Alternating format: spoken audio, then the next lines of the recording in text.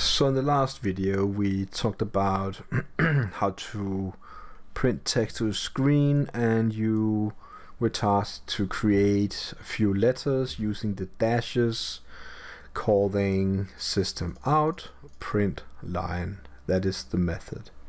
Today we're going to talk about how to create our first method to have repeatable code without actually writing that code again. So I'm going to clear what's inside the two squiggly, how should we call these, brackets, squiggly brackets. Actually, let's call them curly braces, because I think that is the correct way to call them in English, but I've heard everything like squiggly brackets and pointy brackets, but let's call them curly braces for now, if I remember that at least. Now you know that, squiggly brackets, curly braces. Also, I think it's really good idea to learn it from the start, because, tutorials online, they are very different. So you probably already thought about it, like we have this public static void main string arg something, and we are starting our code from inside of this. Let's create a comment, so do two dashes and say this is where my code, my program starts. So let's create a new something below. First we're going to write it like public static void say hello, just like that. And then you write the SOUT again and press tab for completion. Alright, and say my name is Daniel. And you probably see like, there's some similarities to this, Now, what is that exactly? The first three words are exactly the same, public stat void.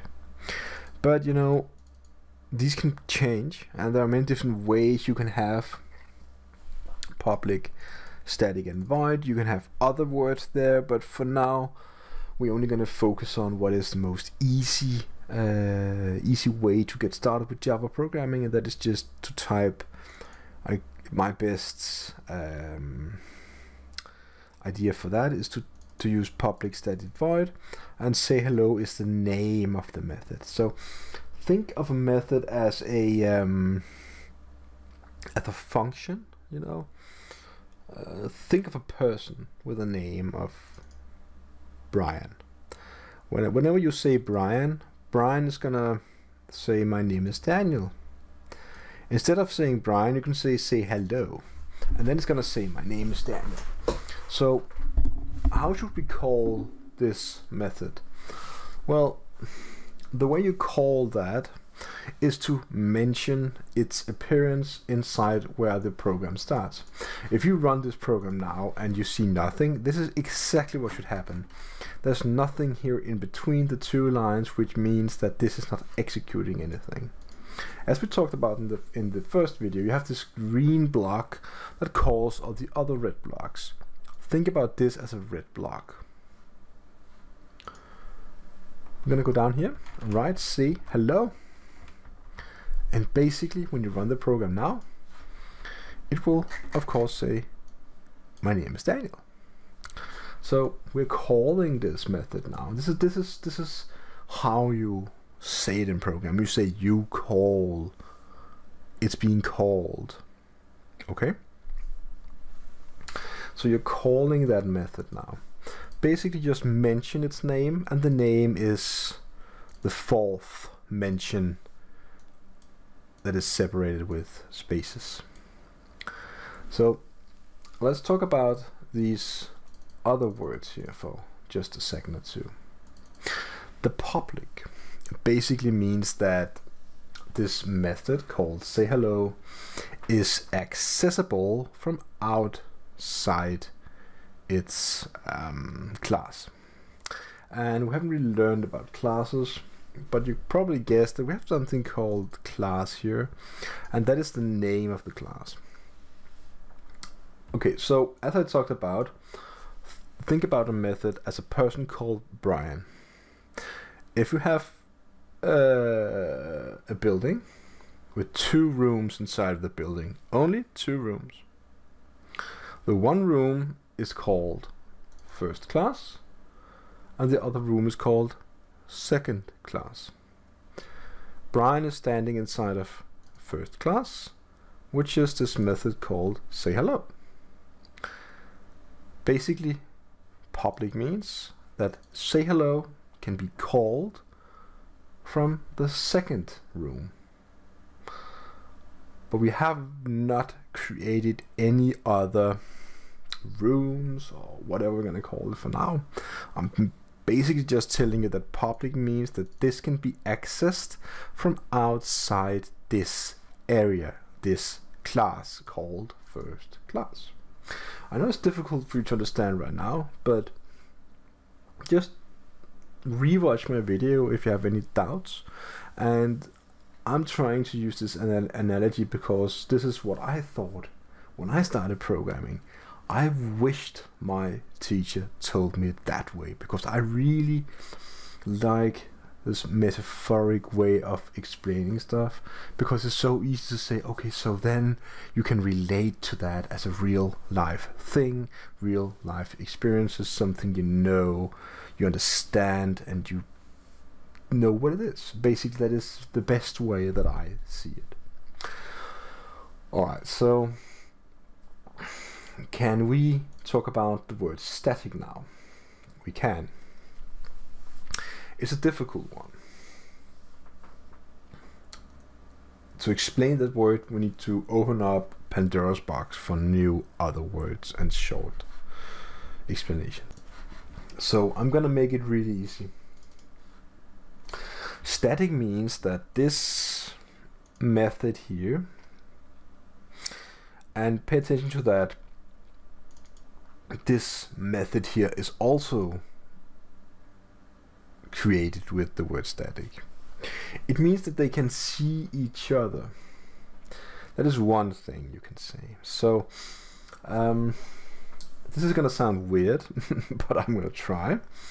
And it is difficult to explain even with real life objects. So let's assume we have our person Brian again, and Brian is really named say hello.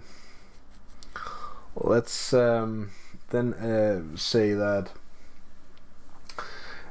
before Brian can say my name is Daniel, he needs to be born.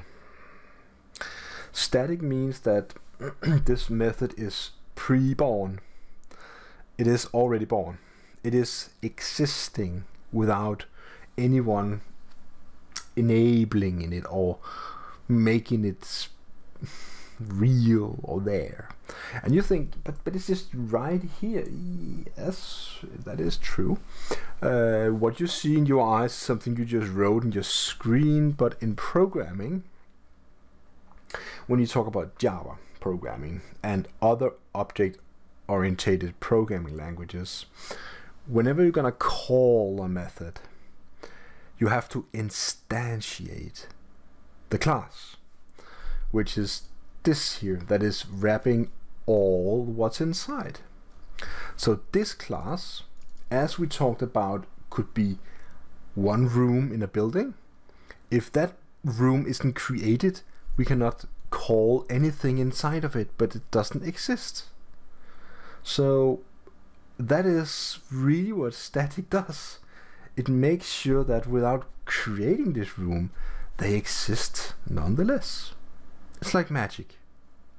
In other words, if you read a manual, you will probably read something like static means that it is pre-instantiated, or it's accessible in its current class or context without being instantiated. That is other ways of saying it, which is a more technical way that you will understand later in the video as we go. Videos, not this video. But for now, if this word wasn't here, this would not work. Basically, you see this is actually saying red line under the word say hello. And it says non-static method say hello cannot be referenced from a static context. Now, welcome to the world of error messages, and they are really difficult to understand sometimes. I totally agree. But you know, when you've been programming for a while, you kind of know what it means. Basically what it says here is that a non-born cannot be with a born. As I tried to explain before, static means that it's accessible for the current context or in the class it is, or pre-instantiated, and you know, it has to be static in order for a static to use or call that method. So basically that's what we're gonna do, and everything is good again. Void is another word. It basically means all methods have a possibility to give something back. Think about a coffee machine for now. You know, you have this machine, you put in water, that's input, okay? You put in water into the coffee machine, that is input to the coffee machine. So that input, you also have coffee, what's it called, powder, I guess you can call it coffee powder, okay? And the powder and the water is the ingredients to get coffee. So you give coffee powder and water as input to the coffee machine. Now inside the coffee machine, it kind of mixes the two, and out comes coffee. Output, out. Yeah. So the output of the coffee machine is coffee. So think about the coffee machine as our method. This could be it, okay? We could rename it coffee machine if that is what we wish to do. And we haven't really learned about input yet, but I'm gonna not spoil anything, but it is possible. Of course it is.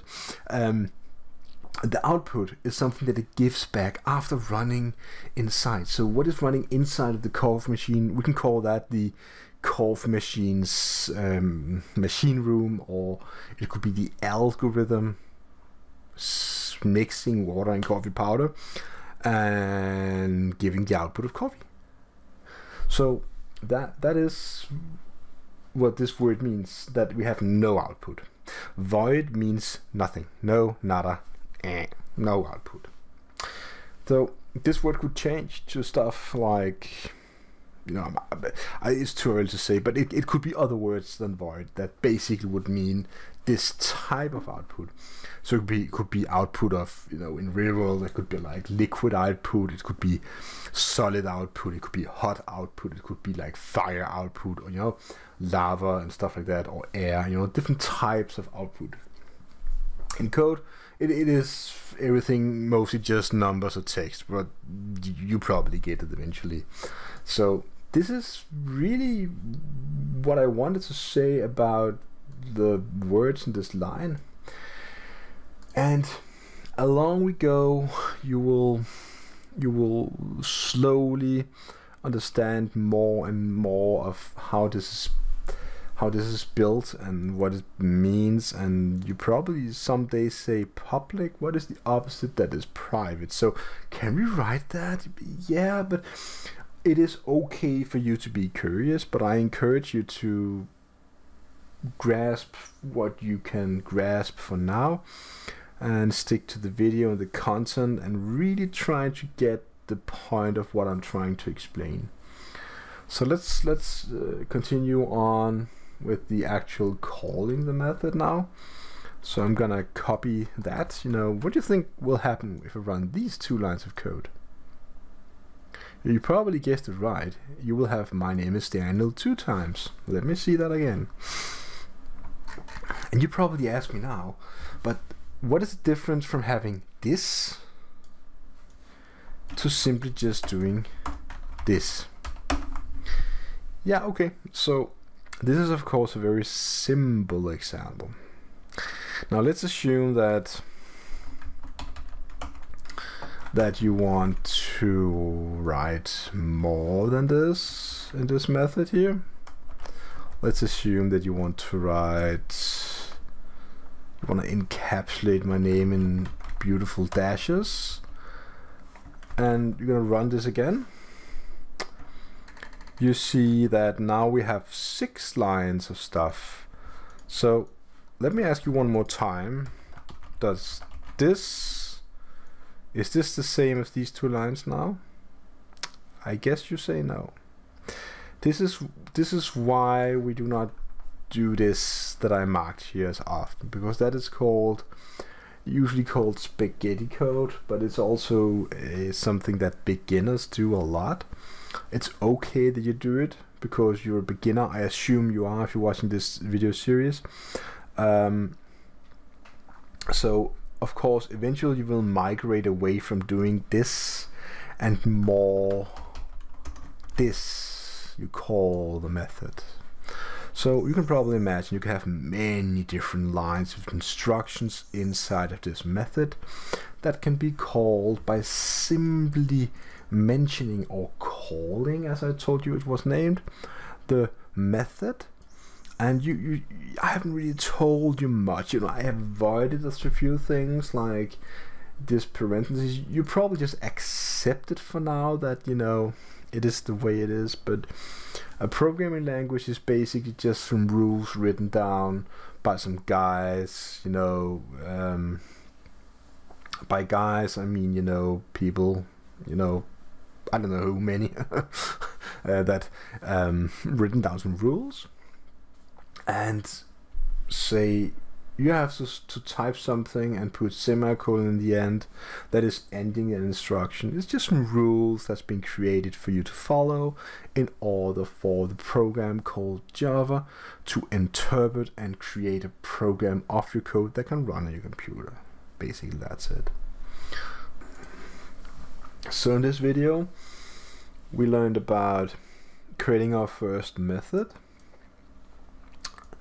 I'm going to give you a task.